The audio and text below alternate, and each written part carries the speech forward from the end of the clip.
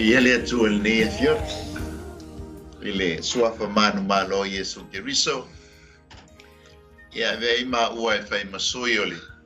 CKA mai Wellington in Mato team ya Mato te o folofa ma patalo fatuai. Pa ia maulungo Samoa mai ona moment tele se o yonaiu. Ya patalo fatufoile pa iole. Ole tala lelei ona tulanga falupe. Patalo fatufoile tapo inga mau se Mato kalesia sunga fafengainga malpalitua. Ya mai se foi nei o Mato malolo malo. Ya mai se le lasi o se Mato kalesia Samoan Assemblies of God pitone. Ya fa malo stalo fa malo foi tapo i ele Fatalo fatufoile ya te ele muli ta ilne unanga. Ya fatalo fatufoile nisio unanga ya mai se foile glopo ya pe ona fala uloina ne ya au unanga ile tu e fio ne la langi. Ya mai se foile sungal fa penga ya Mike me paltua vi ele na u foi pito la au yo ampasa la vol malo o le tala ina lava mafailo lona malo. Ya tu samultanto bala wina ya fatalo fatua ya te oil ni ya fiapi o fu mawale abono tanto paso ai le upoleli me palo ngolo mai ya mes foi ni so taimi te ma wani por kalame ya le li fatalo fatu swafa man malo o Yesu Keriso le li oleola tanto mawale ni ya fiapi ya fatalo fatu foi la sunga FUIMAONO, ya fioma FUIMAONO. Samuel wa Afele, yo mo fuli ya no ta telo fu ka di ele ali. Au ina la ma Ulale au ina ma singa. Amen. La sunga ya ali. Di ele ali. No verse 4. Ya Samuel tanto fasol ni ya fiafi. Ya tanto tele amatal ne pia la tuina tu ya FUIMAONO ya etaita ina tanto se talo ya ona tanto wanga ilole tu sai mala unanga ne pia ya tanto talo ta pena la fana fa pena fa so ila upule ne ya haleluya talo o ya tapa fa pena alu malemana lo up o lo fa pena mai mo mai o lo fa pena fa longo ia fa pena yelo fa manuang le ngata foile ya lo malemana lo up ia fa pena la bona ina lo fa nau se upu me at oile ni taiau ni fa pena lo tau nei pea o la tu tangata fa le nganga ma tu vi ia lava oile nei i tu la tama ma tu fa tai o nei ava nota o fa pena ma tu maua fa ina ma tu fa so ya le lo fionga pea fa manuia mai o ya te ma tu ono Yesu. Amen. Ni ele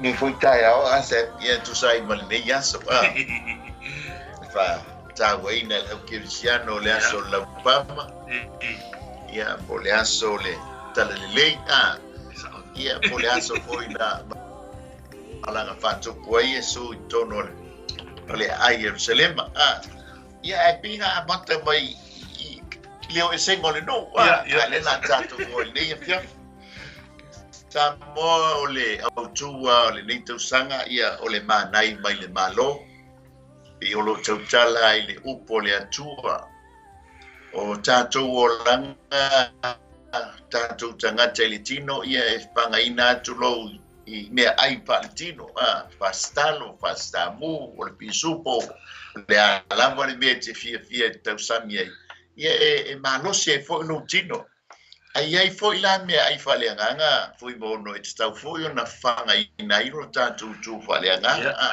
ni tatu tele litino tatu ia ai vai ai le tu faleanga ia ai le ia si me ai faleanga o le upu ale ATUA le ngata foi le io la stalo ia malawa ngapongi ai ono le la tatu te ia le upu ale ATUA ia e pe ona ia le malai upu ale ATUA ia fanga ina ilo so i fua faleanga ia mo so ma o fo yola faleanga ia mo fa tali ATUA i lona toia fio mai to ti ta te mo le ATUA amen a o tanto fasoal nei fiafi ia ole ama mai le soto le sfuluiva fai mo yo iliono ole a fai mitato tus fai tau nei fiafi ia ai mo le tato mata upu e mo foi le soto e luful fa fai upo tolu e ole balu ia ole soto e tolu tasi fai upo sful male lua e o sful marfitu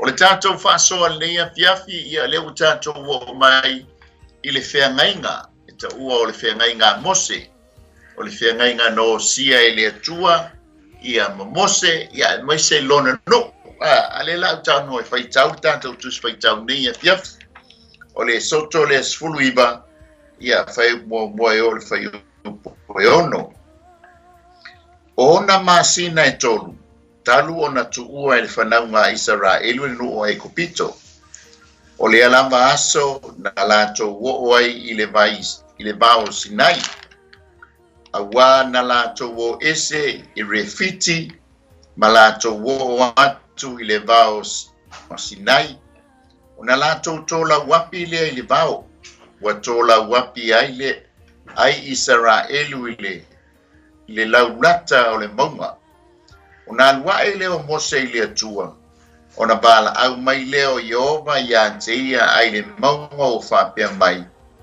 E te whaiatu ile ainga o Yakopo, ma e whaaliatu ile whanaunga Israelu, ia whapea atu. No tova ayatu i mea na o whaia i kupito, na o amae ya te o tau lungo a paau o aeto, na o au mai foi ya te o tau ya te anei. O le nei foi a fai tau te matua wha longo mai i lo leo. Matau sisi i lau whengainga. O na whai leo o tau ma o loa tā ua mou e sili i no uma a wā o lo ulava le lalo langi uma. E whai foi o tau ma malo o osi taulanga ma no upa ia mo wau. O upu ia e te tautala tuai ile whanaunga Israel. Lau whaitawina ia nisi was whaitaule o mta upu lava lea. A wale tanto mta upu. E te maua lea whai upa spulu e o sumaltas. Ona toe si lea spulu ma leono e o le lua spulu. Pa mei whai upa spulu ma spulu maltas. Ua whai mai fo i ova ia MOSE. I nā luantu ia o ile nuu ma ia e whaapa ia ina i lātou ile so matai au.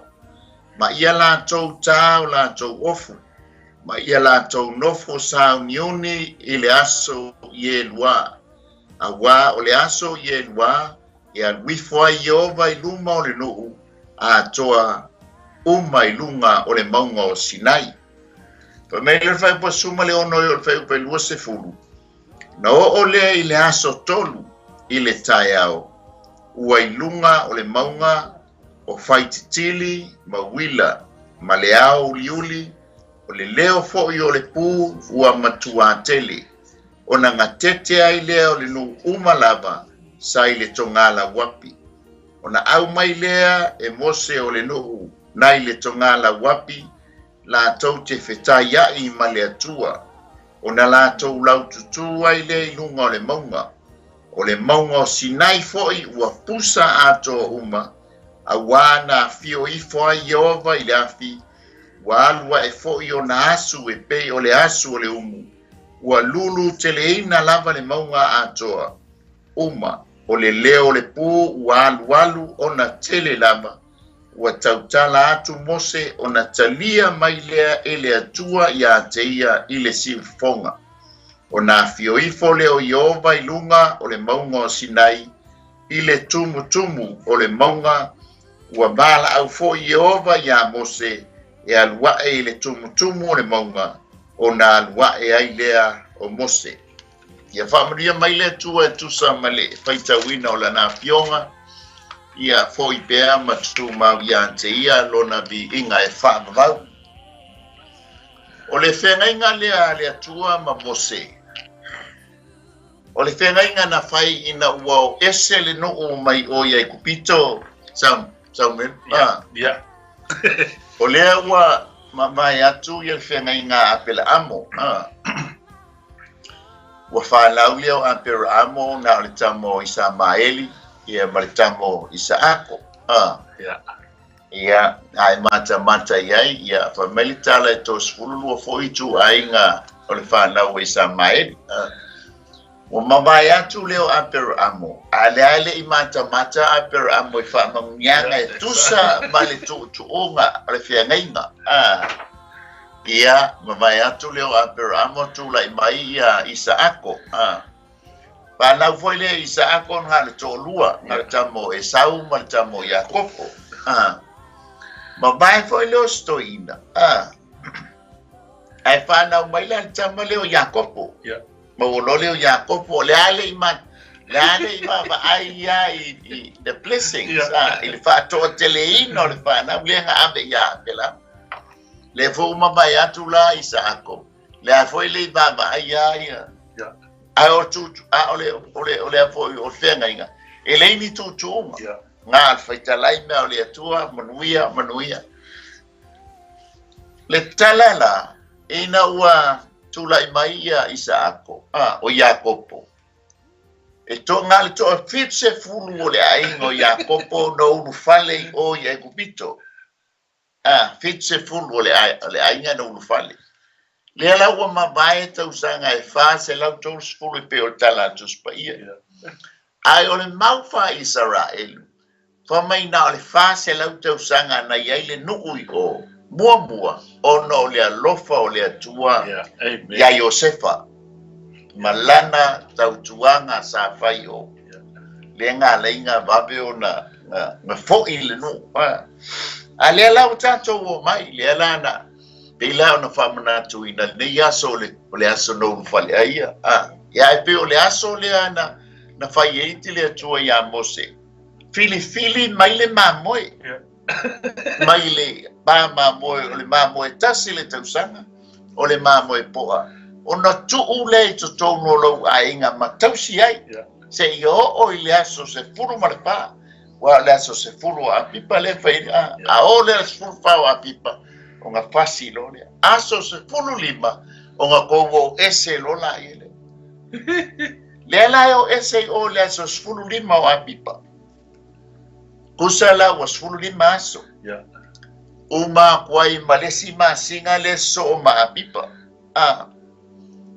e tors fulu aso nga e fika I fola tors fulu fa popole fulu lima ufa lima o le tali tau nunga la o le masina lona tolu e tusa malakali na foule wa ave ia MOSE o se mana o le masina lona tolu la le o le tausanga a o le masina longa iva ile kalena fa e per se mana a le fa ile tua a vea a pipa malua I masina ia te oto le la fa mai tu spaia per tatu spaitau o le tolu ngā masina e iai la le tali tonunga whalima pe tau nuu mai le nuu I lau ele o Sinai po le whaono whafitu aso kalu walenga whatonunga ie tau te sa tau tau wapu masau ni oni aso e lua aulo na tolu ie lua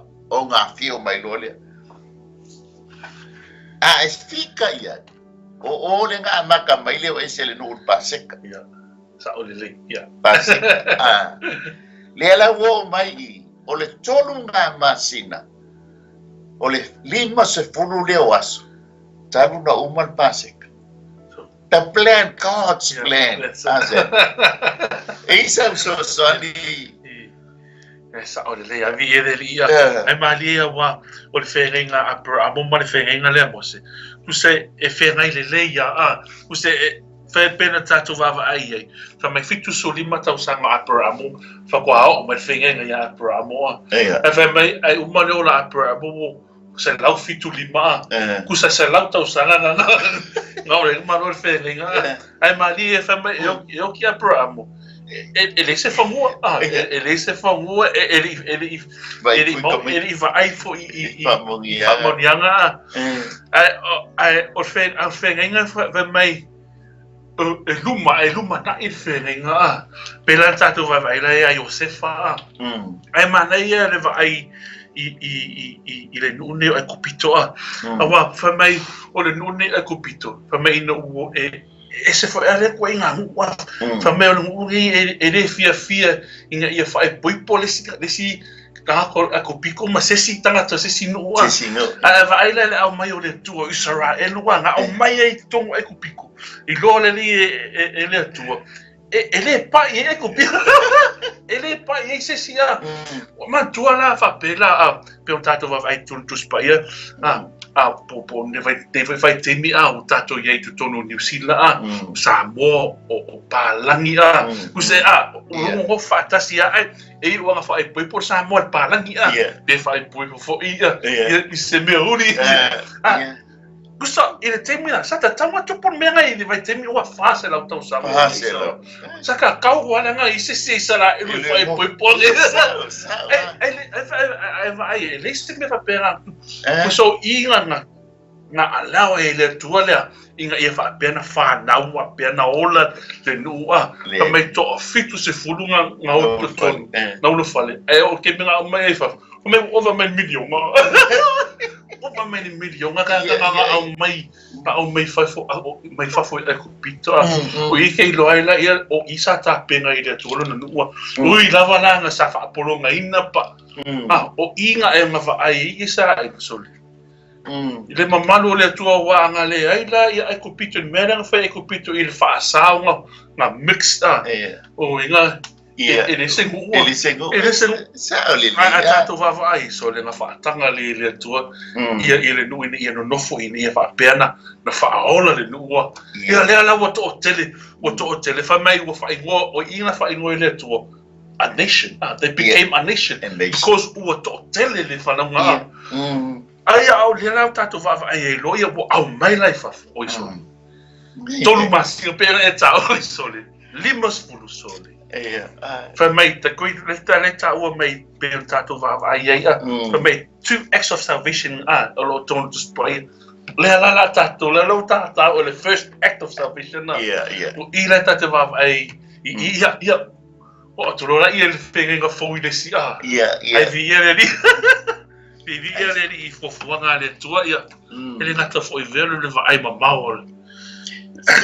Be mota wa sa olele pa tai full faso ele ba aya pela amol fato tele ele ba ai sa ako ele ba aya kopo ola na fa na ula leo ba aila if you se fu no fale ale wa vese ne MOSE ye wa o isi fa mai miliona o isi fa mai tonu miliona o isi fa mai e afa miliona ai ole mai tau ole o tau no ole promise ale tua na pai e fa to a teleina lau fa na e pe o fetu ole lange pe ole e fuefu a wa o fa mon yanga mo la le mon yanga mo le ole fa mon yanga ile fa to teleina ole pa na ai mata na le la utato wo mai la lu I Lela foi la tato mai. Kuso lela fa u fale mai ia lea. Le tu la fono mo moli mai. Se tanga I foi taule e sotole oile teuto no mele tonton. Da ka pega sko ingo MOSE. E ko la wa MOSE mele ngala feloa ia lunga male atua. Tolu mai o poe. Tonto leken tonto ba mai le vai o kwelu wa ia fa peatu na o tala le MOSE le nga foi de ngu wa ia fa peatu na fio mai Jehova mai Sinai na fio ha e foi o ia I seira ya te ilato wa pupula mai o ia mai le mongo parana na fio mai foi male au pa ia e mano mamano mai lona au tau matau le afi o le tula fono mo I lato o le mauva Israelu FUIMAONO ele nga mai le mano mamano angel e mo moli mai kula fono Ai faitau tatus faitau. O mea umalenga happen I oile. I pere inga fau. Yeah. Inga wa fio mai le nganga pa ia. Nga ili le pu. Yeah. Nga iei le asu. Nga whaalongo inga le leo. Exactly the same. Ile me le nganga mai kula fo. E vai le kalpa me MOSE. Ai. Ili fa pena sa nga le atua. Nga mai le ainga atua. O mai male mano angel. Ea mai le kula fo. O le maula va isala unha feika ange unha la me kula fo ya mo. Fa ke MOSE ai. La fa me tula fo ya ba lo tama lo tina ele ko ka mama ko kinga. Ya ba ya ta po ile tu ko ke le a. O le mea pilong sia ma ko ile ni ko ele tomato. Ali a mai ngol tula fo. Le ala ka penga le la ye ka ko. Wa ye le fisili le fa mai le manga ye fa mai. Ia e fai atu le aingo oi. Ya kopo. Ia e tala noa. Ia e fai atu le aingo ya kopo. Ma e faali atu le whanaunga Israel. O le whanaunga o le aingo ya kopo. O lo tala noa I tauta maitai. Tauta maitai. O mau Israel. E tala noa ia le aingo ya kopo. E saulo le maanga le o le ainga o Iakopo ma le whanaunga Israel o lo karangosa o le ainga. O le whanaunga a Israel leo mai ko lua I. Wai I fasiling is o ai ainga o Iakopo o I whanaunga Israel. Ai eilo na winga taua ma le winga lo loto le I. O le ainga o Iakopo o lo tala noa I tauta maitai. Tamaitai matina. A le whanaunga Israel o lo tala noa le tuoli. Se ai baba ai kulai le wakao fai le ainga. Se va ngawo mai le ainga ya o le whanaunga Utah ma le whanaunga Israel. Ngai lo le ese o lo kala noa is a nation. A leo mai I o le ainga ma le whanaunga o lo kala noa I le ainga ato. Langa le fisi o ai to tonu le whenga lea. E ke maua le soto e lufu whawhai ue fituwan. O lo tala noa I le noo filifilia o le atua. O hanga whenga tu mai ai le whenga inga. Ina ua mabae tau sanga e wha se lau tau se pulu. Le tala noa mai e kalatia e tolu whai upa sumbal tolu e sumbal balu. E tango e whai tau iai. Ngai whai mai ai paulo ia kalatia. Le kaimi kongu le nga mai le whenga inga. Ia MOSE. Inga ua mabae tau sanga e pase lau tau se fu. A lea lau mai, ai makala mai, o le aso Pentecoso. Se lea mai. Wale loa isala e fa. Leile ma fau ni fina ngalo le atua ngana plan. Puso langa plan le pase kai o, au lo tala noa ine. Maliu Yesu Cristo. Tala noa le fio mai o le mainga o le tula fono o le aspente koso al whenga inga fōu o lo tala noa le fio mai o le ngana. Le ala wha mai MOSE ia konito. E a le tusi e whasi o tia. Ai a le ngana e wha. That's right. Ieri. Ia o I fo I se. E i tutunga. E i tutunga. E sa soani ai le ta o le vainga mo le ta. E vi ia per tato va ai le tato suspeita. Ma na ia because o ta o ira la ta va ai lo tu uma per tato e condition mal o ira sorry o condition le ma na ia le va ai tu e cosa ira te va ai o conditions le mai le tu Nusa mantua faz condition or vow list tangata but I've other condition there it tasia tangata le mai condition ala man if that per ata mathematical conditions era au mai usa mai sa o ile tua a e usitai e fai o te matua fa manuia ai le usitai ola o matua so o anga io le tua O tinisi tustusinga tangata whamai o I tusa o le whenga le atua marana mana lea. Yes. O I amate tustusinga o le whenga marana bride. Yeah. Le la ta o tia la ia. Wa le whakua whaftai mo whasoa. Le mo si il whenga ia male no. Yeah. Sa whenga ma pero amo tangata totas. La via ile stonu ia isa ako mai ako.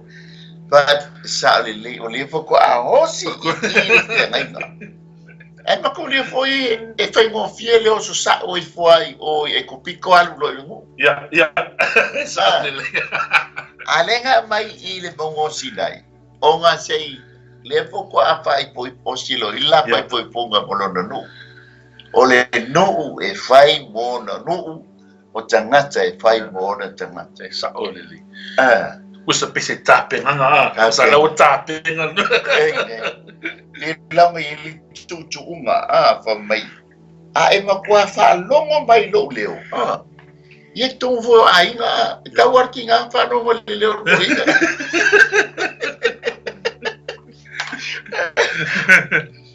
Ia whamai lea, o ke matua I lo leo, ma tau sisi, tau sisi I lau whenga inga. O na whai lea o tō maoloa tā ua mo. Lua, e sili I nuu uma tolu a wa o loo lava le lalu lagi uma. O longa tolu e fai foi o tau mamalo o si taulanga. Fa ma nuu pa ia moa o upu ia e te tautala tuai li whanaunga Israel. E lau tātolo o te ngai ngā MOSE o tangata I e tutonu. O lona nu. E leo I ese mu ese. O ne tātou mai lole nanga mua o por whenga inga. Words of the cabinet. O le whenga inga le nei. Kasi lea whenga inga se me. O le mkua kele o por whenga inga. Ia, ai sa le le. Lea mo tu la fono. E le ise si whenga inga si lia kuma tele upu. E pei o le whenga inga le a MOSE. E tele fo I matau. Ia le waku uma I ma wha mauma wai upo le whenga inga. E ke maua le e soto e lufu wha. Whai upo e spurma le lua. Nga e tā ua mai ai. O papa maa. Ia o le tū la fono. Ia mapolo inga. Amen. Ia le foi la matau lia foi la. E maua upo le whenga inga e te maua I le soto e lua se fulu, se yo le soto e wha se fulu. O le levi kito mua e o le levi kito e lufuru fitu. O le numela mua e o le numela se fulu.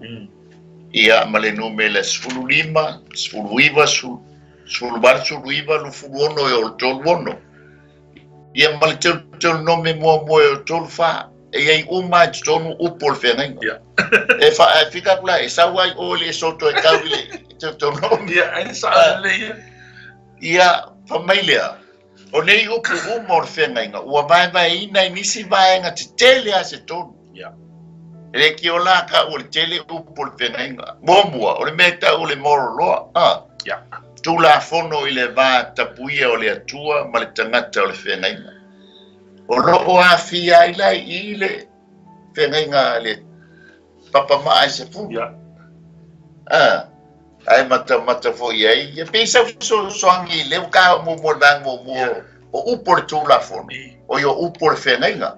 A le lai vai mai inga tonu. Pera tava vai le tū la fono I se fulua. Ta mea le o upo mo tū la fono e wha. Tū la fono aia le tua. Ia saulo la ia tu la fono e ono e tu ia so le lasi la ngora va o matata ai mana ia le ai nisi foi tu singa va mai o I tu so tu la fono o me le tu la fono mo lana mana mea lana mana mo lana mana mea pea a luta la noma malo mo e te fai ia nga o hau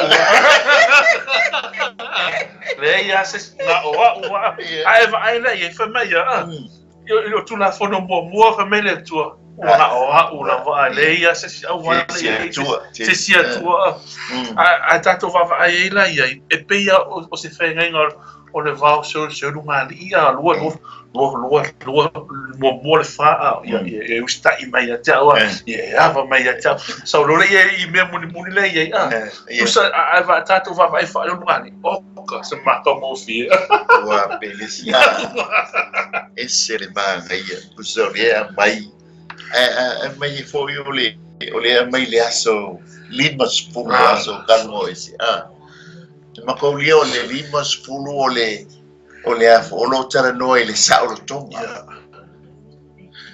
le la e osi le fenga e osi le aso ua fa saolo tonga ia ile no mai o ile no sa no fo pononga le fa mengo o mai o e lungo apa au ai oiso ma ka mo fi au fa mo ma le mo fai tau o ma ka i mena ile upuna fa mena o mai o i lungo apa e tu sa o a eto le o lunga e vo foi lunga fa mena sa una le fili o se fanga mena lo le fili o a eto le ngate ngati pu kia mai ia me sa na lo o lunga no foi so ai le si mango lunga le si o ia o ia ngai wa ko fili la lo ala pui pa penga uma le ai na tu o le o menga i o le la fa mai no ko wa ai le me ngo fai ya te o to o ia kupito ia wa le kala ole e fa le nga muy le no mai le tai mai e kupito o ile mo singa e fa le nga muy ai vai le fa pale ai le tua se mai se yo si la penga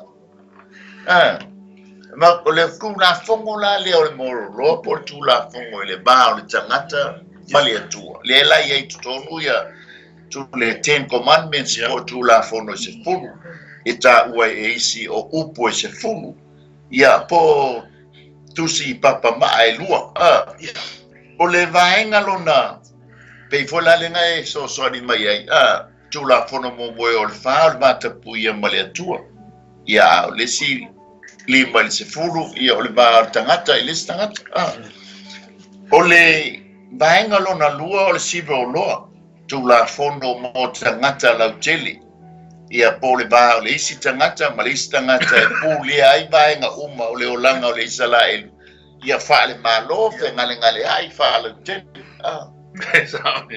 ia wa a fa nye e ke o iela o povi wa o ila le ai kula fo ai la o povi ai ke o la ku sua lo fo mo ke o sua ko mo lo watali la bea lo watali ia o le ale costo le o lo watali i konfikinga o a ko mia e tu se mo tu la fo mo lo si lo esa o le ya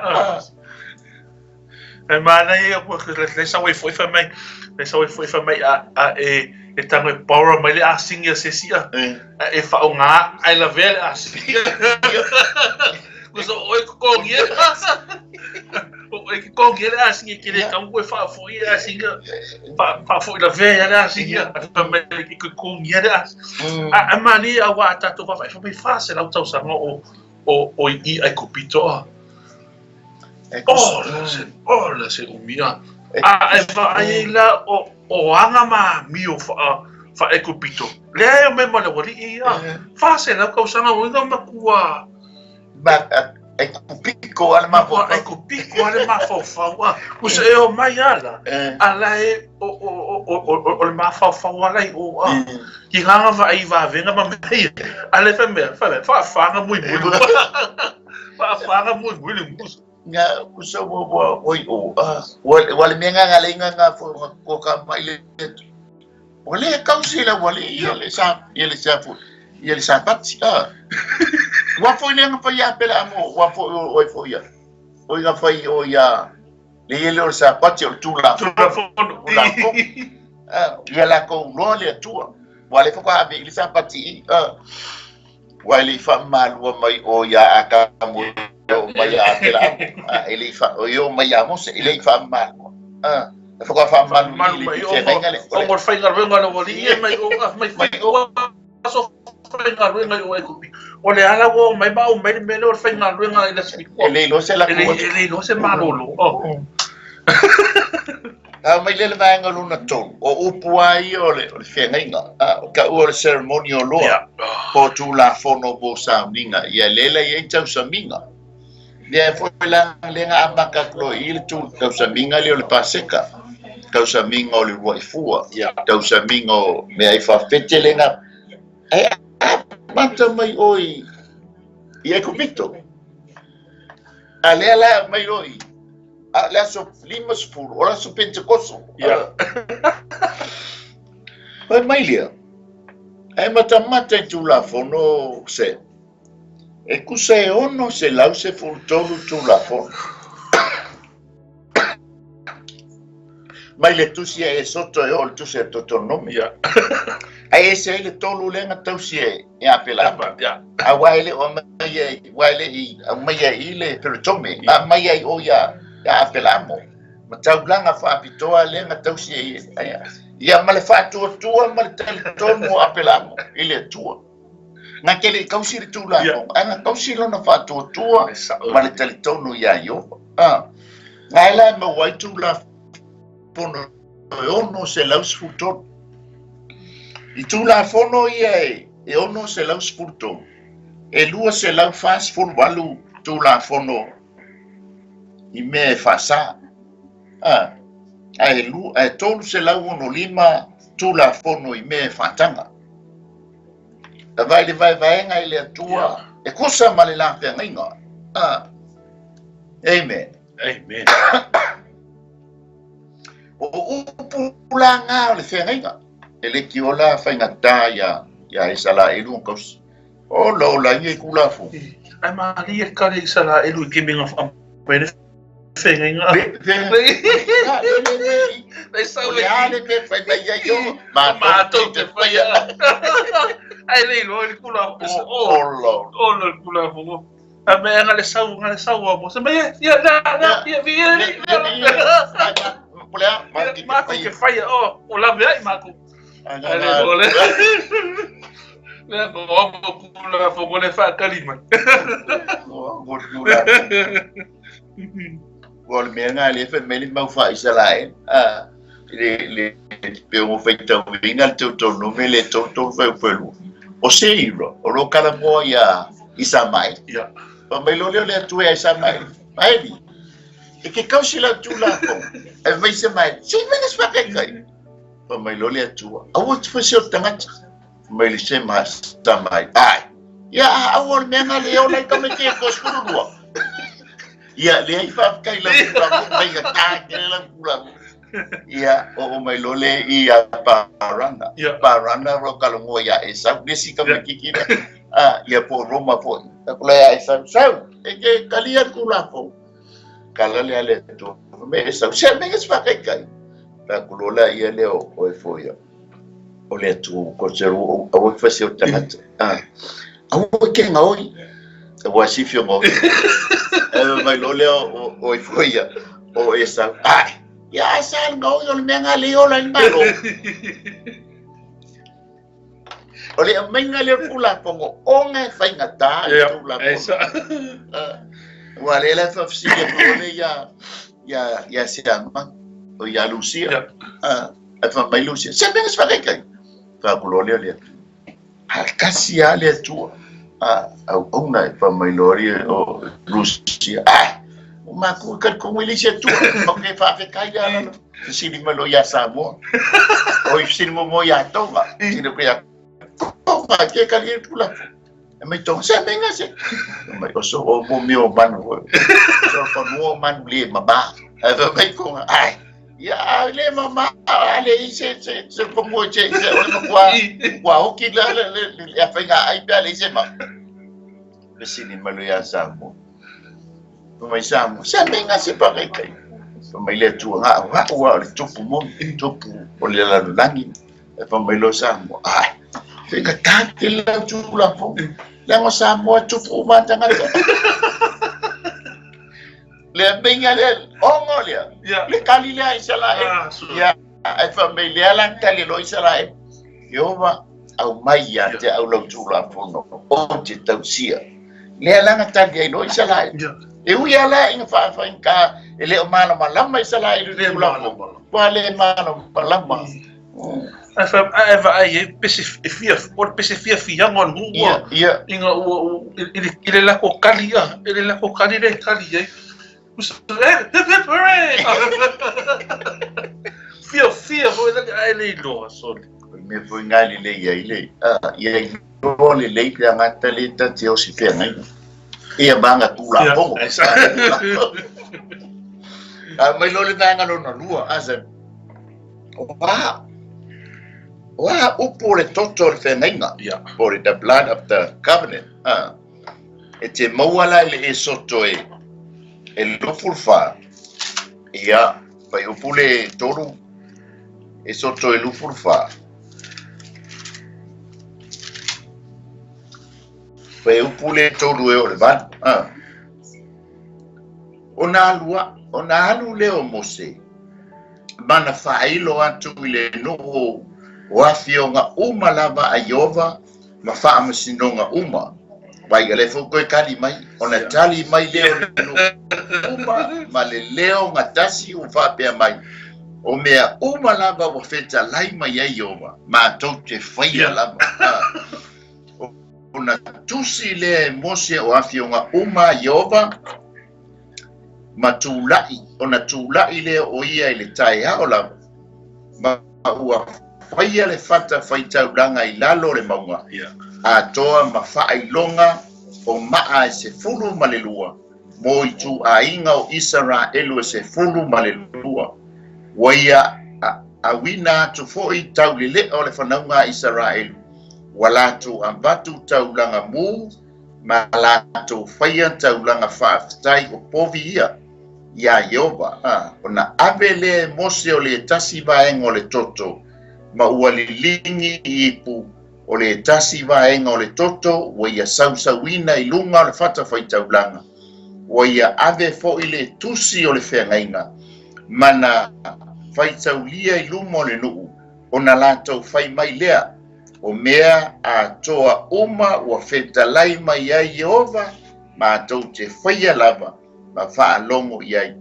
Ona Afele MOSE o le toto ma ua sausauina ai le nuu. Wa ia faa pia atu foi faa auta i le toto le whengainga. Wo sia e Yehova ma outou i nei mea umala. O le toto la le o le whengainga. Ale foi kali malingu. Yes sir. I will do it. Sure. Ale yoa singu. Angai lo ia kula fongo. Mo ke enga teu kala isa mai. Ai manta lei i le toto le whengainga. E pe e luangi vaenga le au maia. Mua o le tino o le manu. Le lai fa pe susunuina i lunga o le fanta faitaulanga. Ia. Lua e susunuina i tua o le tongala wapi. Tolu e tufa ai le tino o le manu. Ia mo le osi taulanga. Ia ma e ngā lulu e le fanta faitaulanga. Ia. O mea umaia.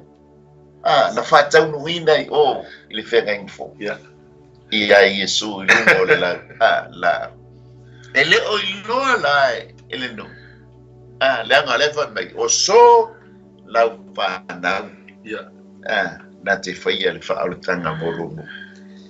O le wosi i le whengainga malona no. Ia. Le wa marriage i le atua malona no. A se awa o ngā tā ua fo i a tātou. O le whai poiponga. O le plan ma polokalame a le atua. That's right. Ale sau satan destroy. Yeah, that's how it is. Sau al ngoi fasi e ngoi fasi fa utia. Ene. E ma fu ala fa le pai poiponga. e mafua mai I le atu. Le wose I la FEAGAIGA. Lona lua o lo tautala I le laulau o le whamanatunga. Le te maua le mātai o e lufuruono whai o e lufuruono e lufulban. O le pelu e sfulu whai mo moe o le sfulu. Ia ma le pelu e sutonu whai po sumaritasi. Ia e o le sfulu marfa. Ia e beisa wha popo I le. Tainga mua tainga taulanga se. Pangol pun.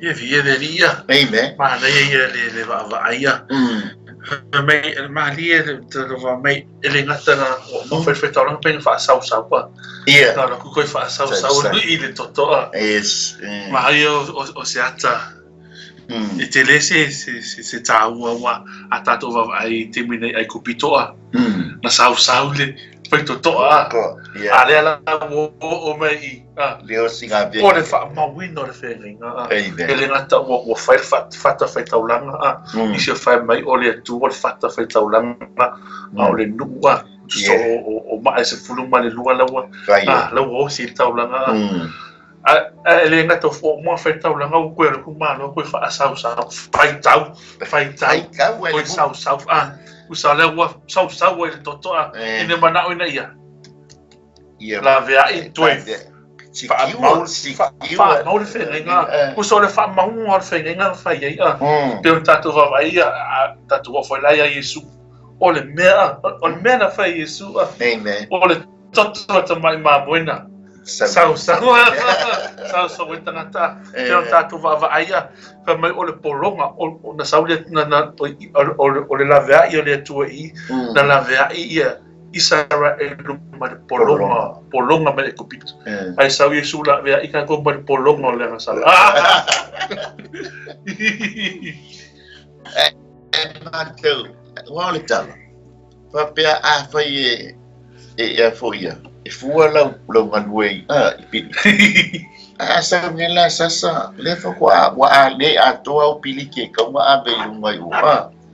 Na sasa leo lo tua ili sasa ia no ko le sasa po le fa le po ngalwe leo le tina kau fo manua ko malama le tayo ko el waku fai le ko le fai ngo pidikia fa mai le nga batu leo lo katali e batu e ko o le toto la nga le nga sila mai le ATUA o makwa over le polonga o lona no le langa fe mai e tus pa ia we ia langona ina le leo langa o lona o ngai mana tua leo le la o singa FEAGAIGA ma apela ai wai o ia apela mo le anga le FEAGAIGA le ia ni tu e sauli le la uia nga pa no ngatano ai ngai langona le siu fofonga o le alanga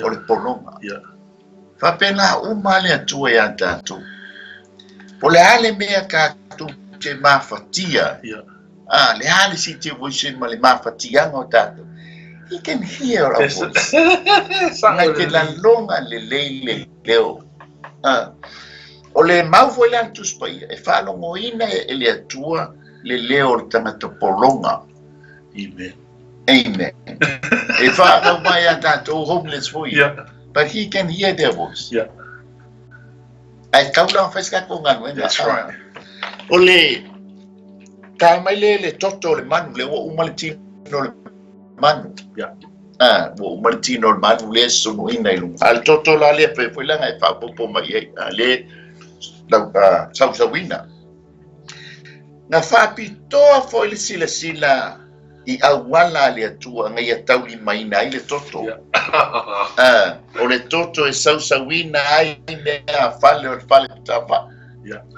ai fa ko a foi le so tongiola fa ko a o le toto o le sili no pai o le ato le fa mai e pe o tato tau loto e un fale le me sili no pai o no le toto o Yesu Cristo. Amen. Ele o toto le man. O le toto le alo le ATUA. E fata tau uma ele toto Yesu Cristo. Le foi mau le mata yo lufuono lo furono lo fulmal mali e pelu le eiva ia mali e pelu suma tas e mata o fo fai nga taulanga ia se e tele fai ia taulanga ya ole e lima fai nga taulanga o ma leu fa tonu nei e le atua i sala e lu fai ya taulanga mu taulanga fa aftai taulanga i me ai taulanga mo anga sala taulanga mo se ya se fai lau taula ai fa aftai fai lau taula ya yang fa mai sala e o me uma fa mai fia kam nga ole fengai ole toto ta plada ta kam pela fa mai sakaria iba fa pesuma tas o oe foi ona ole toto o lau fengai o te tu watu ai tangata ua nonoa e o ese i le lua e le o iei se mai. O le toto o le whengainga o ke abesea mai ai tangata mai. Amen. Ke maua foi le soto e lufu whawhe pe ono e o le manu e te maua le he pelu e iwa whai pe suma le iwa e o le lua sifunu. O le toto manga lia o e se o le toto ese le tā ua i luma o le atua. Ta plat. Yanga o le iai le leo o le toto. O le toto o le ola. Ai sau foi santani. Whao ngā foi le toto. E osi fea, e osi ai langa fea ngai. Ma fua anga lenga whai ele atua i le no. Ia MOSE, i le kito le suru iwa me upe van. MOSE whai le no. Aua tau te saia o tau tino. Aua foi, oi, aua saia o tau tino ono le watch. Aua foi ne i tāta tau ia te oto. O au, o i opa. Langa wai loa le leia i le opa. O le ngō le la o iai lana whanau. Lana mana me le wala osi whengai. E ifo tupua uma le nuk le. Le au sai ti, au ye puse. E ifo uma i tupua. O le lato wosi ngā taulang. E se tu loua. E sa i tino. Ale o le ngana. Ale o le ngā. Ua batu le pepe. Ona tūle lunga le pepe lunga le whata whai taulanga. Ai tui se i tūlou. Whati sina le toto. Ona i lunga le whata whai taulanga. E wase pai le aido lea po satan. Ma fu anga le whai mai ai atua. A to wo yo. Awangi sa ia o tō tino. Ona o le woti. No kara ngoi le kupua lea. Awa fo ina ia. Tāta. Oi le senye, o yoba. Nanga ya, o le wha malingi toto le. E sama kwasta, ele i kao, ele i ai ma se uportus pa ia muli mai. Na koe kakala mai. E ta tala mai le whenga po, wha mai ia le apostolo. O tau tino. O le malu. O le malu le ngā e fio ai yoba. E fio ai le ngā pa ia. Lenga o lo tino nga ele so nga mai ele atua lo tino. O makua o le tino whaatanga i lana. Fiu ka mai ange o i fiu nganga po yenga kuri mai numa. E so ingi tino. O na o le tāhua o le toto e iai le leo, mai la longa mai le atua le leo toto a me. Leo ke whanua le leo kamo. Le leo le koko. Le leo le toto a pelule. O le toto iei le ola, o le toto ua tuina o le tongiola. O le toto o le tongiola mo le anganga. Ma fuanga le na sawai Yesu Keriso. Mama lingi lona toto. Ea e tongiola ina ai o tātou wanganga. Amen. Nega, i pesi se fa popo. Ai ta tele yo atu danga mo le Te lere alo fole atua. Amen. Benta vai ta tu sfaitawa. E fisi vale le. Be se ai alo faide tu ya Israel. Pe se ana fili le tu le no. Yes. Awa kele mau tungu e whainga ai sa wale tua fili Israel lua ai va ai lai I distu singa va mai ala no fili o no o te alofa ia te oe o fili o no o te alofa ia te oe sau ia Yesu ma o fili oe o no te alofa ia te oe amen ma kua a tato va ai lo lota lai man o mea umanga tupui Tēnā tupu o ia Yesu. Yes. Pia no whea toa, the two great salvations are great salvations ia. Yeah. O le au mai e lea tuoro na nuu. Ma le great salvation le o Yesu. Ni ia le ni. Te ilaunga ia ile ngango le asone ni. Yeah. O le filinga. Yeah. Ano e fili mai sauta mai moe mai o molo wai. Molo wai ma sao. Le fasi e le pole al paseka. Ai o mai le whenga inga fo. E fili mai e le atua lona alo. Lona alo. Moai. Mo lo nganga le te whanongo mai. Ia mo ma nganga. Ina ia sao I le ola e whanongo. Amen. Vieri. Tau mai lo le nganga lona ton. Yeah. Ia. Peisi sau whapopo ai ta. Ton. O le whaamau whailonga o le whengainga, the seal of the covenant. E te maua lai le soto le tol sumaltas. Ia whaihupule te fulu ma le fitu. O ispulu ma le lua. Te ol whaihupu ispulu ma le fitu. Pa mai le soto e tol tasi.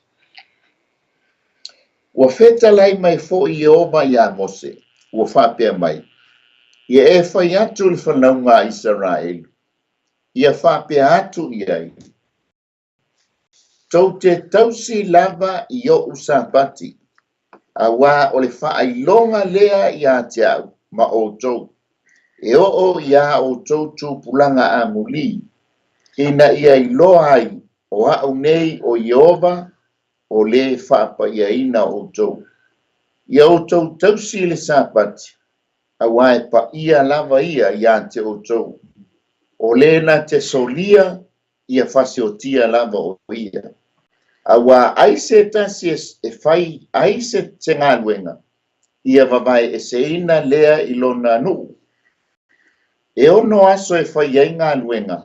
A le aso fitu o sampati lea. E malolo ai. E pa ia Iova aise tasi e fai aisa na ngaluenga I le aso sampati. E fasiotia lava o ia. Asumati. Ia tausi ele whanaunga Israelu ile sapati. E whai ma sapati ia o tautu pulanga a muli. O le whengainga e whaamau. O le whaailonga lea e whaavavau ia te au a toa ma le whanaunga Israel. Awa o le aso e ono na o whaiai Iova. Na whai ai e Iova le langi a toa ma le larulangi. A le aso fitu na ia ma lolo ai, ma mapu ai. Ua uma atu ana whetalenga ia MOSE I le maunga o Sinai. O na vatu ai le e ia te ia o papa e lua o le tū la fono. O papa maalava na tū sia ele a au o le tua. Au maloa. Sau mai lo ilalo mo MOSE pa papa ma ai vai ia o le rima o lo tala no le profeta la a le locals lei ele ngata o profeta la yo ai o punga e kusia na ko le ia MOSE e amai mo yo ale la taola ele papa ile fa mau failongo. E te maua foi le vikitos furuiva feu pe luas furu. E te maua foi le vikito lufu tolu feu pe tolu. E te maua le Nehemia iva feu pe sumal fa. O le eskelu luas furu feu pe furu e lufu ono. O le fa mau failonga la le whengainga MOSE. O le sapati. O le malolonga. Ia pesa u fa popo Sam Ia vieleria. Pe tato va ia le wa mai le tu la fona. Ia le wa mai ia le fa mo fai do. Fa mo fai lo. Wa si la fiele le tu. O le wali ele malo. Ele malo. Ele malo lo pe no fa tu mo a. No mai la wali mai ko pito. So le e fa na renga mai la so mo o la. Pe yo so ka pe so ka ko. E fa na renga mai le so sa o le so sa o fa na renga. Ai tau ai wa o le la mo betu la o le tasine o tu la fono matua o mai ele tu.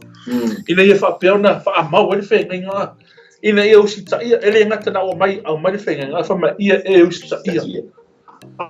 Ele fai ia e que ele fai no ele fai coi AVC AVC mele no ai Maria o ele ilo la wali mele la tu puia ia o meu mais fai mais te fai ele o si ele wali ele ilo ia ele fai na fa mau fai longa a tato va ai fo ira ia ina o sa usko ingo mo se ia sa mo se querer fala vela wa sa ro I sa ro mo sa querer fala vela mo nga ia o me te fai mai e ko ska mai ke bia inga na yo ele uma ko me sko na mai mo sko inga mo querer fai na Maria ko a tava ai ko me ko kinga ina ska malo ko ri dunga ko ia ko Faco es, ele na kan faco es va mai ola wa luka o fica lá e mele ko ai kaka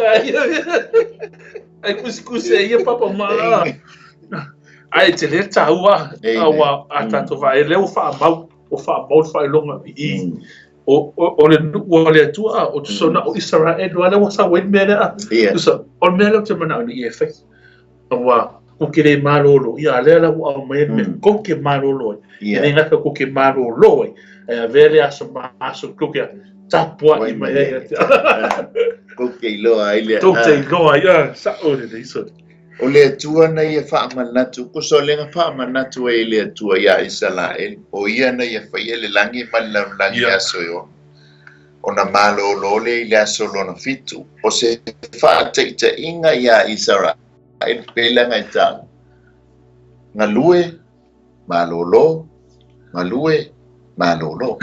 ele fa pe ole ngalue fa solo e fa pena foi tanto ole plena le atua e a mo le tanto malolo mo le malolo a ole overlo pole overlo awangi mo le tangata ai mai se foi tono ngalue me se foi con o ministry fai pia ia mau se kai me e malolo ai a fai paila so fu mo na so malolo fai la so fu manga so malo a ole nga lue me le so fu ka le ia ma ti prese lo ma ia lo ale ga le plena le atua na lue malolo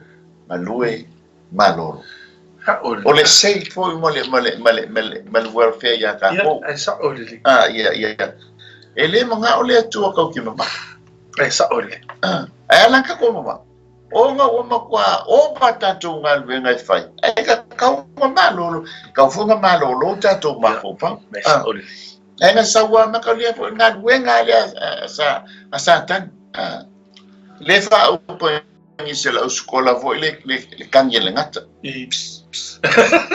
la le pisia o mai fon kakalo ma le pisia la pisia fa pisia sa ka wala se kai wala so ma time ya ngo se fai ka wai ni kuspaia sei vo kuria fai se total o ma le pisia e o isi o ma le pisia solo como le calesia o le se que mi panga ngo vo dale e ngo foi ia a foi ko fa me rai pisi o le pisi ka penga força ka penga loco o le se que me fai ko ku so le pisi ele no so malo lo le fa me na o le tu malo lo ia a malo ma e ma fuka ia mo wai ia so o ire ma le mo se mastanga ia mo sala elu e malo lo e mauai se kako maftangalenga le ke uso ke pai ele o MOSE mafka ele alava le aso e se ka arnela we ai uma fas kolo e eu ficolo e o koe ai koe pale so la uma fore lungali to ia e fema ya malo se kama mafuka kasi fuka o e por esse ngal mafuka o e fenga ia olha escoinga o so vai no farfisa Hallelujah. O le afoia. Ele fa mau fai longa le sapat. Ia le foi bebese ya fa mai ai le kausia sapat ke le ola fa o. Ya. Mai foi le kausia kula fongo se fulu kere ya ro. Ia. O que le fa pengo kausia kula fongo nele que pa ka ia el fa. Ia. Awa le fa mai pa ria ka pala si foa pa to ese le al kula fo ke ko fo le ya o ko kausi mai le kula fo mo ai longa yesus nga o yesu ke riso anga ye tausia kula fo ele ita wa ele mention le kausinga ele sapat mai a tamu se o ya MOSE ele kausia le sapati mai atamu mai MOSE whengainga atamu whengainga monoa whengainga apero amo la tau te le i whaatau ina le sapati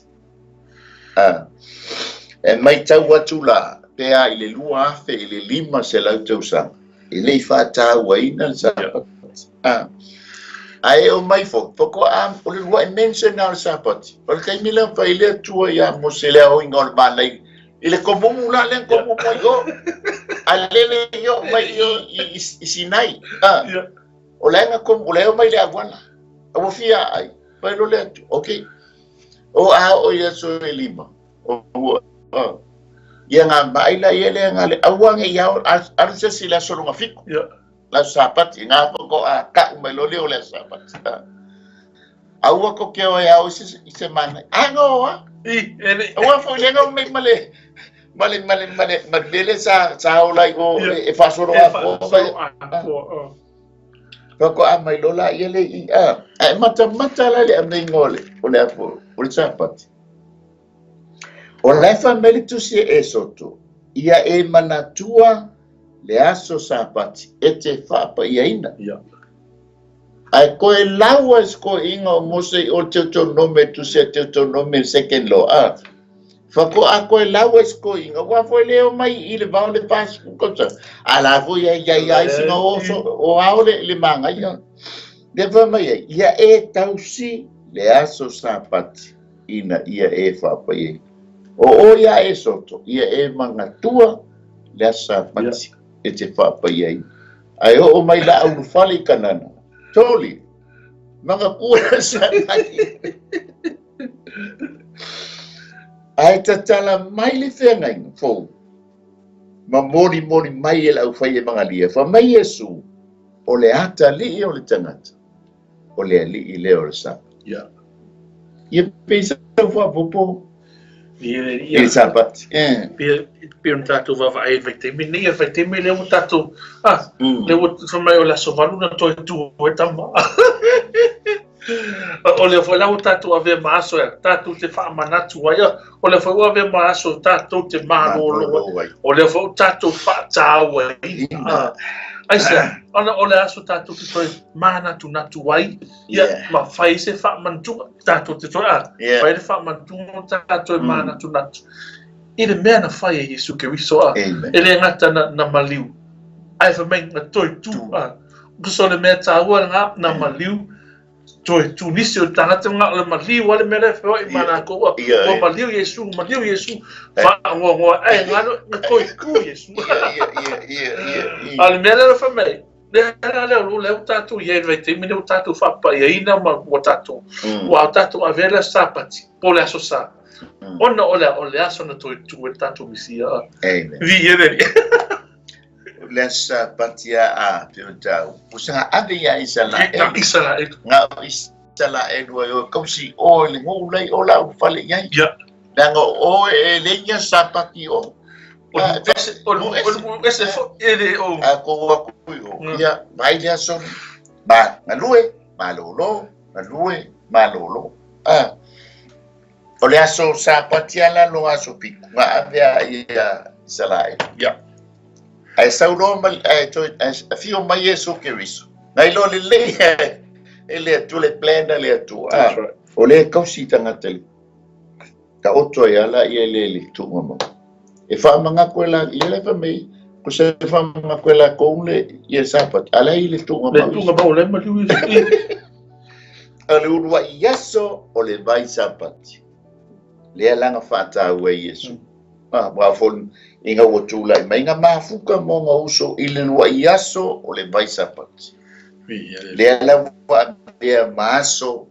e avea matato le ke siano faulain ke siano wat la to lo le tua e avea maso e malo maso e mafuta ai e makaulia fo e ile fitse fulu bayas ya aso ya bayaso bayasa o le aso langa e malo ile la sange ko me lu la ile foi la lo ke ka la ya jo e happen le so le ka hul kai milia ia ke fa mangalo ia alu roi bai no wa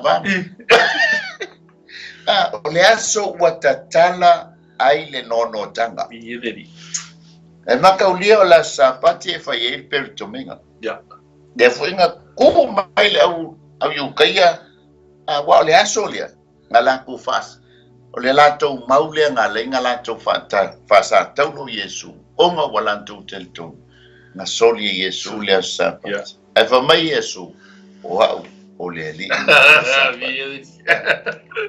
le lei fu tapo inga tele le tono Yerusalem ma o isala elo Musalemi o la tua sapati o le asfraile o le lotu utaya o le la tua sapati le stona ale o kerisiano o le la tua sapati o le lua yaso o le bai sapati aya mai tato te ma lolo wai ma tato ta po ia tua ile tua o le ona le aso amen io tanto fa sole se penso a popolia via deri que no o me tawa ia malo ia mo nai tangata ia whenga ruenga mai dono aso ele malo lo las la so malo lo o la so luo o la lulu tu so le whenga ruenga mai o tu so la so malo lo le na lua ve la to maso la to te malo lo ai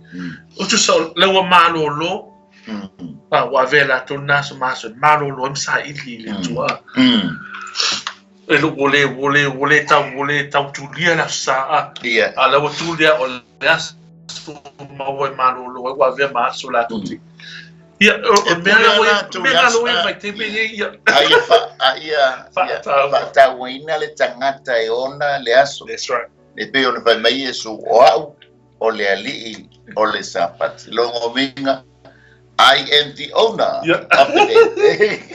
Ele ta wala lo ta poi mai ona le aso. Ai e no le tangata e ona le aso. Amen. Ia sa mo le tato fasole nei e fiafi. E pe ia fonta ua ia o le whengainga le nei e MOSE. O le whengainga na ave na umai na osi taula o ina osi whengainga ai mo malona nu o le fai poiponga malona nu na fai tonu ai le aso pe le 50 aso talo no ese ma o umal paseka o le aso 50 aso o le whengainga fo o le 50 aso talo na maliu Yesu wa fiu Yesu le langi o le aso 50 aso o le aso pentekoso o le aso le na fio mai ai le nganga pa ia ma papa tiso le auso ma mai le mana le auso e o ai e fai o molava maso amen o lo tala noa ia te oi ma o le aso le sa o lo tonga le aso pentekoso ele ngata o le aso 50 aso na fa sa o loto mai ele no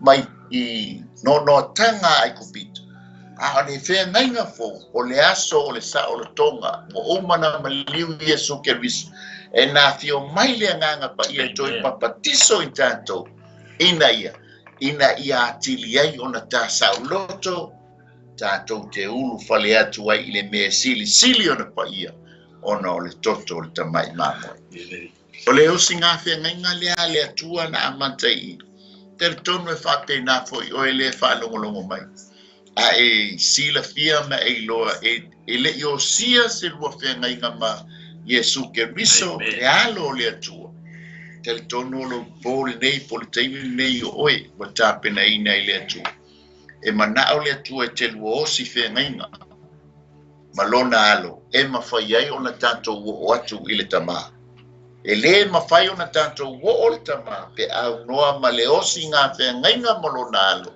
e abe ai oe ma tali i o le atua pe o me ele mo muole i o le mo muove pe suma lua a o ilato umana talia o ia mawhaatua tua i lona suafa na ia avatu iai o lea manuia e abe ai ilato ma tali i o le atua tātou tangata angasala awa angasala tangata umalafa ma ua le o ai le vi inga i le atua a ua ta ua mi o tonu wina oe ma ona o le toto o lona alo o Yesu Keriso ina ua tātou wosi fea ngainga mai ma fie faise talo nei fia ai whataitai mai upo le late talo o laulama lea talo lea whaotanga it's talia Yesu Keriso e fai mali ima faola ia o le na ua tusi lo ngō le tusi o le ola ia po le tusi o le tamai mamoi la ma fie fai le talo e whataitai mai nei e fiafi whataitai le a Yesu i la upu ma ua o loa ai o a ua le tangata angasala e tatala atu lo loto i ante oi Yesu e nei e fiafi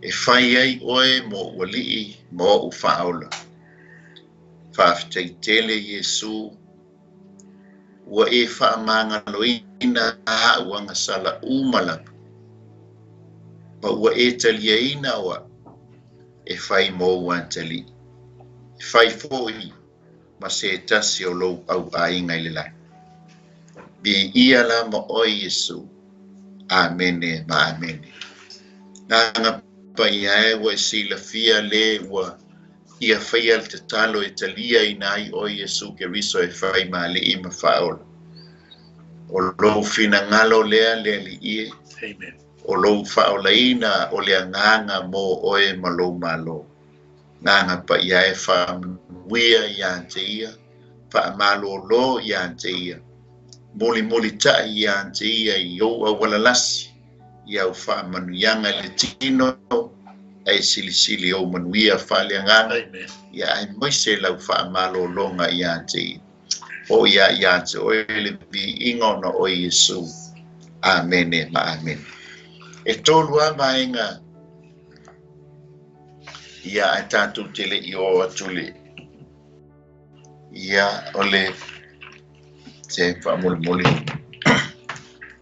se mana onga pea i MOSE ona le mana umbia se te talo ia ono ia ile ia whaftai fo ia te oele o meni malnea fia mai foi lau whamalosi ia whamuia tele ale atua i lau komeni e tusai mal tanto au nanga nea fia fia eisi mana onga le wa mai lunga tanto por kalame ia please pray for healing for sister Ofusina Bayonet si naunua a per amo tawaloa ia ele pupule au yova ina ia le mafaula ele tuli fo o ia ina ia le mafa fonga felava se me o lo e fa fonga mai e li tanto por kalam ama fia tanto te tu fantas o tanto loto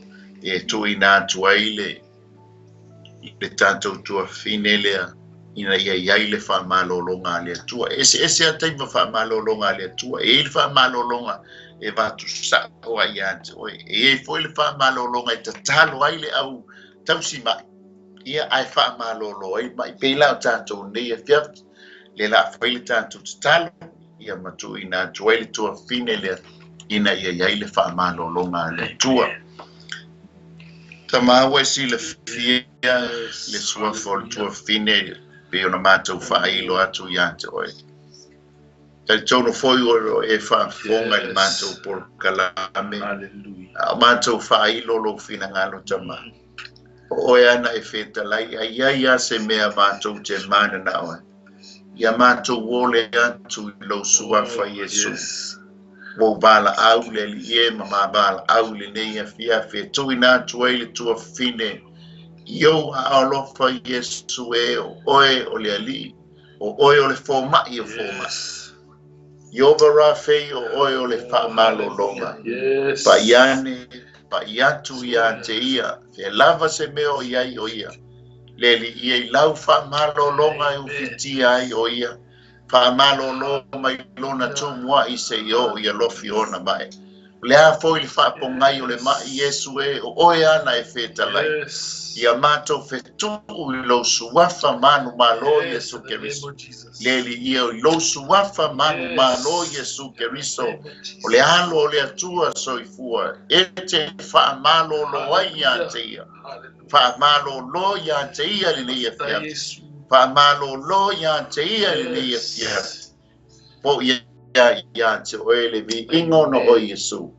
amen ma amen fa tu I le tua talitonu ya te wana fa fonga ina le tu bala watu ya te ma faia lo manao ma faia lo na finangalo e tusa ma lo mana e fa malo lo ya te e fa tetelia ya te o foi pe ona utaua o lo ko meni mai ma vai mai au tau fa ma los le ta ua lo suafa le fia I o le tua sila I melilo e fa manu ya te o ne fia I o tatou por kalame le sa moa foi se le ua la loa ia matu atu ina ia fa manga lo mai foi le au nanga ia au stalo ia ma walunga se vi inga ma au lunga se vi inga o le atua ia o mātou lavo an pasa o le malo e whailo lona fina ngalo maana pol kalami e tāhua lo tātou malama lama iana pol kalami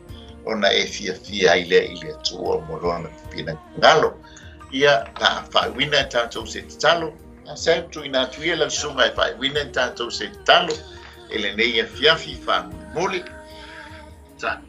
talo fa manuia o te mai lo fa na ni fiafi thank you Jesus o ina fa pena fa lang long fa mo mai fo ita mai ni po kalame a pena lo au fa pena fa ma fa na o yes Lord talo fo ia te o te ma fa manuia o ia te matuli ni va yaso wa ta wa me o mo fa pena ia po kalame fa ta pena ina e fa pena mafuta mai o ia te mato ai fa manuia o ia te mato le ne fia fita ma ono Yesu amen to e mana tua fangia le to fine ia tu si mai unga malanga tu Samoa fa mai se atu le tua brother sister ia fa mai se ngali tua ia te urua mo le fanau mes for ia na uso ma tu fa fine ia lo fangia to sa ninga o China ia fa unga le tua mes foi lan fa maro longa ia te urua mo le fanau ia mai se foi fonga ma fia ui